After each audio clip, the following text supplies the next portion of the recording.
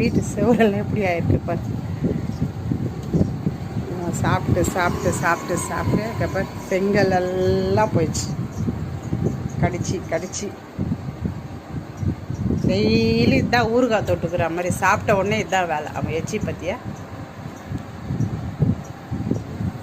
என்னடா உனக்கு? வீடெல்லாம் பேத்து பேத்து வைக்கிறேனே.